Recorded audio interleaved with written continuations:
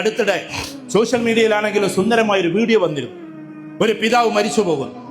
ഉമ്മനോട് മക്കൾ ചോദിക്കാണ്, പൈസ തരുമോ, ഞങ്ങൾക്ക് മിഠായി വാങ്ങണം, അത് വാങ്ങണം. വാപ്പയാണ് മരിച്ചു പോയും ചെയ്യും. ആ സമയത്ത് ഉമ്മ പറഞ്ഞ വാക്കെന്താണെന്നറിയോ? വാപ്പന്റെ ഷർട്ടിലുണ്ടാവും, പോയി എടുത്തോളിന്ന്. വാപ്പ മരിച്ചുപോയി. അപ്പൊ ഉമ്മ ചെയ്ത പണി എന്താ? ഉമ്മയുടെ ബെഡ്റൂമിൽ വാപ്പയും ഉമ്മയും കൂടി കിടന്നിറങ്ങിന ബെഡ്റൂമില് ഹൂക്കിൽ ഇങ്ങനെ തൂക്കിയിട്ടിരിക്കാണ് കുറച്ച് ഷർട്ടുകള്. ആ ഷർട്ടിൽ കൊണ്ടിട്ട് ഇങ്ങനെ 50-100 ഇട്ടിരിക്കാണ്. എന്തിനാന്നറിയോ? ഈ പാവം മനുഷ്യൻ പോയി എന്ന് മക്കൾ അറിയാതിരിക്കാൻ വേണ്ടിയിട്ട്. അയാളുടെ പോക്കറ്റിൽ നിന്നാണ് പിന്നെയും കുട്ടികൾ പോയി എടുക്കുന്നത്. അങ്ങനെ ശ്രദ്ധിക്കുന്ന ഉമ്മമാരുണ്ട്, അങ്ങനെ ശ്രദ്ധിക്കുന്ന ഭാര്യമാരുണ്ട്.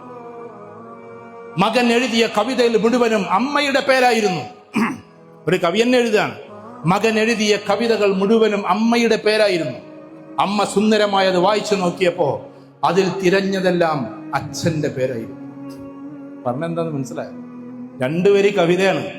മോനൊരു കവിത എഴുതി അമ്മയെ കുറിച്ചിട്ട്, അമ്മ അതാണ്, അമ്മ ഇതാണ്, അമ്മ ഇതാണ് എന്നൊക്കെ പറഞ്ഞിട്ട്, ആ അമ്മ അതാണ് ഇതാണ് എന്നൊക്കെ പറഞ്ഞ കവിതയിൽ, ആ മനോഹരമായ കവിതയിൽ അമ്മയെ കുറിച്ച് എഴുതിയ കവിത ഇങ്ങനെ അമ്മ വായിക്കണത് കണ്ടിട്ട് മോനിങ്ങനെ സുന്ദരമായി നോക്കി നിൽക്കാൻ.